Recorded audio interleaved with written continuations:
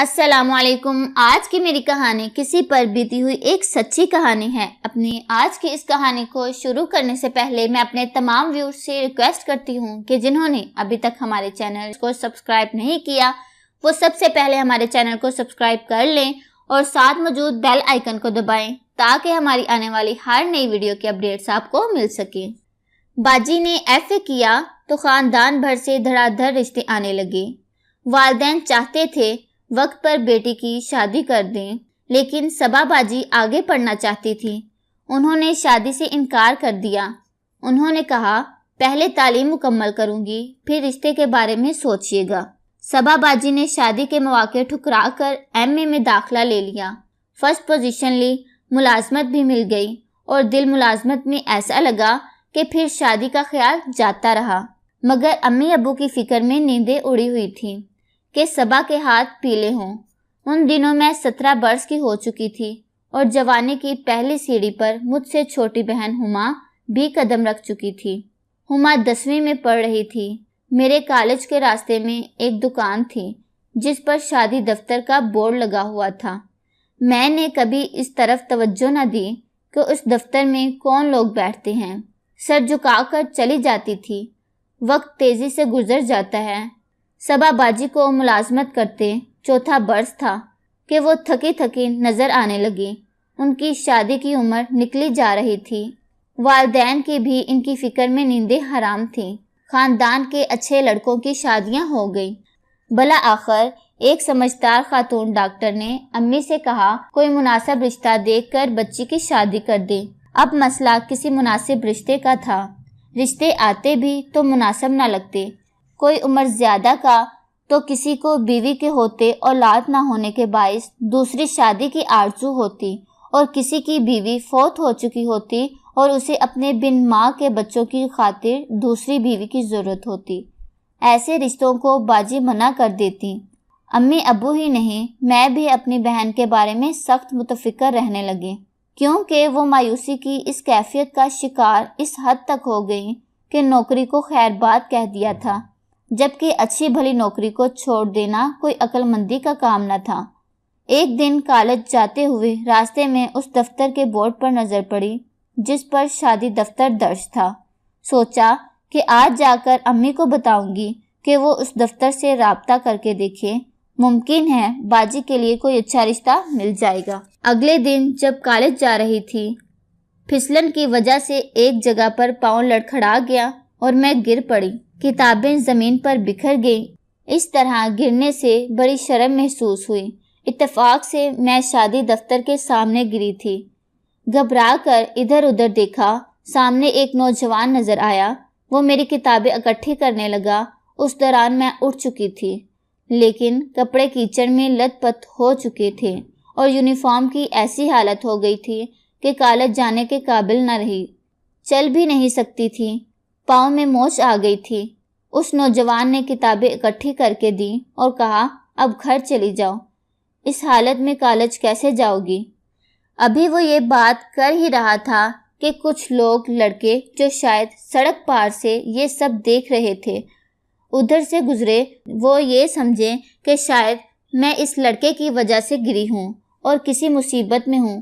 مشکوک لڑکا سمجھ کر وہ حقیقت جاننے کی غرض سے ہماری طرف آئے، اور ان میں سے ایک لڑکے نے میری مدد کرنے والے نوجوان کے ساتھ بدتمیزی کرنا شروع کر دی۔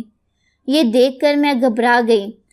لگا یہ گنڈے بہانے سے اس بیچارے کی پٹائی نہ کر دیں۔ وہ بھی ان کا ارادہ بھانپ گیا، کیونکہ وہ ہٹے کٹے اور تعداد میں 4 تھے، لہٰذا اس نے انہیں سنانے کو کہا چلو رابعہ اب موٹر سائیکل پر بیٹھ جاؤ، کالج اس حال میں کیسے جا سکتی ہو، گھر چلتے ہیں۔ اس نے یوں ظاہر کیا جیسے ہم ایک ہی گھر کے فرد ہوں اور وہ مجھے موٹر سائیکل پر کالج پہنچانے جا رہا ہو۔ میں نے بھی دوسری کوئی بات سوچے بنا اس کے حکم کی تعمیل کی اور فوراً اس کی موٹر سائیکل پر بیٹھ گئی۔ لہٰذا اس طرح وہ 4 گنڈے جو بلاؤں کی طرح پیچھے پڑے اور سڑک پر ہنگامہ کھڑا کرنے کی غرض سے ہماری جانب لپکے تھے، دیکھتے رہ گئے اور ہم وہاں سے تیزی سے آ گئے۔ 5 منٹ میں میرا گھر آ گیا جو لبے سڑک ہی تھا۔ یوں اسے میرا گھر معلوم ہو گیا۔ میں نے پیچھے مڑ کر نہ دیکھا، بغیر کلام کیے گھر کے اندر چلی گئی۔ اس وقت میں گھبرائی ہوئی تھی۔ میری حالت دیکھ کر امی گھبرا گئی، پوچھا سنجیلا کیا ہوا ہے؟ میں نے بمشکل سانس درست کرنے کے بعد صورتحال سے آگاہ کیا۔ دل میں اس لڑکے کے لیے جگہ بن گئی تھی۔ جب اس جگہ سے گزرتی اس کے بارے میں سوچنے لگتی۔ ایک دن ادھر سے گزری تو اسے شادی دفتر کے دروازے پر کھڑا پایا۔ جانے کہاں سے جرأت آ گئی۔ میں نے رک کر کہا اس دن مدد کرنے کا شکریہ۔ کوئی بات نہیں، میں تو بھول گیا اس واقعے کو۔ کیا آپ یہاں روز آتے ہیں؟ ہاں، وہ بولا۔ تب مجھے شرارت سوچی۔ کیا شادی دفتر شادی کروانے کی غرض سے آتے ہو؟ ہاں، لیکن مناسب رشتہ ابھی تک ملا نہیں۔ اگلے روز میں نے باجی کی تصویر اور ان کی تعلیم، عمر وغیرہ کاغذ پر درج کر کے پرس میں رکھ لی۔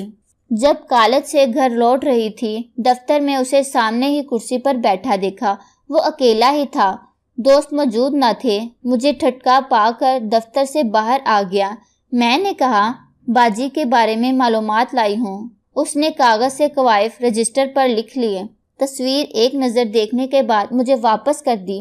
کہنے لگا آپ کی باجی کے لیے کوئی مناسب رشتہ ہوا تو ہمارے دفتر کی خاتون آپ کے گھر آ کر لڑکے کے بارے میں بتا جائیں گی اور فون نمبر بھی لڑکے والوں کا دے جائیں گی۔ اگر مزید کچھ معلوم کرنا ہو تو آپ اسی نمبر پر معلوم کر سکتی ہیں جو بورڈ پر درج ہے۔ آپ کا نام کیا ہے؟ بے اختیار میرے منہ سے نکلا میرا نام شریف ہے۔ خوب ہے، آپ واقعی شریف آدمی لگتے ہیں۔ اللہ جانے کیوں میں نے ایسا کہہ دیا۔ بعد میں سوچتی رہ گئی کہ یہ بات کہنا بھی چاہیے تھی یا نہیں۔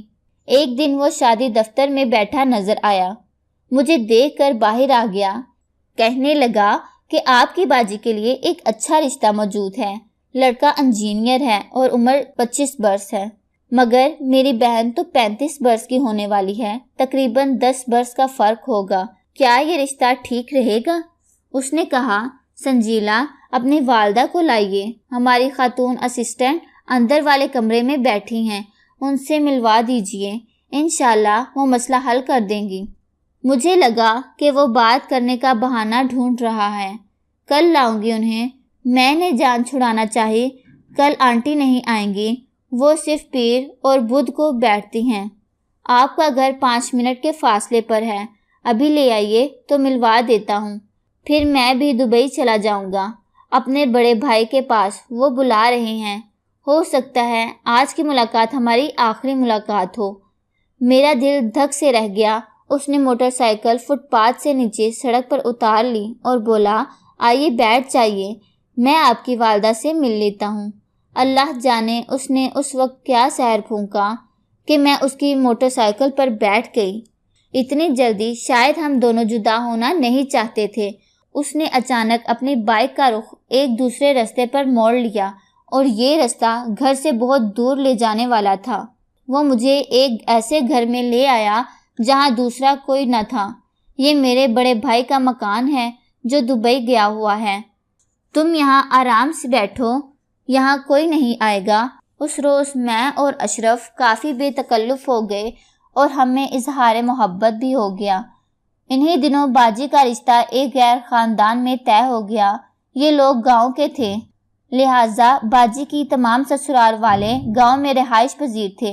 البتہ لڑکے کی ملازمت شہر میں تھی۔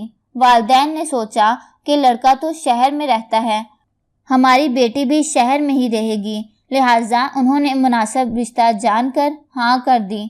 یوں باجی کی شادی قربان بھائی سے ہو گئی، جو کہ بہت اچھے اور شریف انسان تھے، تعلیم یافتہ بھی تھے اور اچھی پوسٹ پر تھے۔ ان کی زمینداری تھی۔ باجی کی اچھی قسمت تھی کہ ہماری سوچ سے بھی بہتر داماد میرے والدین کو مل گئے اور وہ اپنے گھر سیٹ ہو گئیں۔ میں نے BA کا فائنل امتحان دے دیا تھا۔ میرے لیے رشتے کی تلاش شروع ہو گئی۔ گھر والوں کو کیسے بتاتی کہ میں رشتہ پسند کر چکی ہوں؟ شریف کا نام کیوں کر لے سکتی تھی جبکہ اب اس کی دبئی جانے کی تیاریاں مکمل ہونے والی تھیں۔ باجی اور ان کے شوہر کے لیے ابو نے اپنے گھر کے قریب مکان لے لیا تاکہ بیٹی اکیلی نہ رہے۔ دلہا بھائی تو صبح کے گئے شام ڈھلے لوٹتے تھے، تمام دن وہ اکیلی رہتی تھیں۔ تب میں ان کے پاس چلی جاتی، انہی دنوں باجی کا دیور ان کے گھر آ کر رہنے لگا، جس کا نام مدثر تھا۔ اس کے لیے دلہا بھائی کسی اچھی ملازمت کی تلاش میں تھے۔ خوش قسمتی سے بہت جلد مدثر کو ملازمت مل گئی اور وہ باجی کے گھر ہی رہنے لگا۔ یہ ہنسمکھ، خوش شکل اور خوبصورت نوجوان تھا اور ابھی تک غیر شادی شدہ تھا۔ باجی کا خیال تھا کہ سنجیلا کی شادی مدثر سے ہو جائے تو ہم دونوں بہنیں اکٹھی رہیں گی، لیکن میں تو دل میں شریف کو بسائے ہوئے تھی۔ باجی نے امی سے ذکر کیا اور امی نے ابو کو قائل کر لیا۔ میں اس کی ملی بھگت سے گھبرا گئی اور اس سے کہا کہ تم سے اکیلے میں بات کرنی ہے۔ بولا، آج مجھے ضروری کام ہے، ایسا کرو کہ کل تم میرے بھائی کے مکان میں آ جانا، میں وہاں ٹھیک 3 بجے پہنچ جاؤں گا۔ اگلے روز 3 بجے اسی مکان میں پہنچی تو وہاں ابھی تک شریف نہیں آیا تھا، لیکن اس کی جگہ ایک اور شخص موجود تھا۔ اس نے بتایا کہ شریف کا دوست ہوں۔ اس نے مجھے چابی دے کر یہاں بھیجا ہے کہ دروازہ کھول دوں، تم آؤ تو میں تمہیں بٹھا دوں۔ اسے آنے میں آدھا گھنٹہ لگے گا، کیونکہ اس کے دبئی کے کاغذات کی تکمیل کی خاطر اسے لازمی متعلقہ دفتر جانا ہے، ورنہ اس کا ویزا کینسل ہو جائے گا۔ اس شخص نے اپنا نام اجمل بتایا۔ کھانے پینے کی چیزیں پہلے ہی میز پر رکھی ہوئی تھیں۔ اصرار کر کے چائے دی تو میں لحاظ میں گھوٹ گھوٹ پینے لگی۔ دروازے پر نگاہیں لگی تھیں کہ ابھی شریف آ جائے۔ چائے کی پیالی ختم ہو گئی کہ مجھ پر غنودگی طاری ہونے لگی۔ نہ جانے اس میں ایسا کیا نشہ تھا کہ میں گرنے لگی۔ اتنا یاد ہے کہ اس شخص نے سہارا دے کر مجھے صوفے پر لٹا دیا جہاں میں بیٹھی تھی۔ آنکھ کھلی تو باجی کے گھر میں ہی تھی۔ رفتہ رفتہ سب کچھ یاد آنے لگا۔ باجی نے بتایا، جب تم گھر سے نکلی مجھے شک ہو گیا کہ تم کسی صحیح جگہ نہیں جا رہی ہو۔ تم نے جس سہیلی کے گھر جانے کا بہانہ بنایا تھا، اتفاق سے وہ تم سے ملنے تمہارے بعد ہی آ گئی۔ تب ہی میں نے مدثر کو جلدی سے تمہارے پیچھے بھیجا کہ تمہیں واپس بلا لائے کہ سہیلی تو ہمارے گھر آ چکی ہے، اب تم اس کے گھر مت جاؤ۔ لیکن تم رکشے میں بیٹھ چکی تھی، تبھی مدثر نے تمہارا پیچھا کیا اور جس گھر میں تم گئی اس نے وہاں گاڑی روک لی اور تمہارے باہر آنے کا انتظار کرنے لگا، لیکن تم باہر نہ آئی۔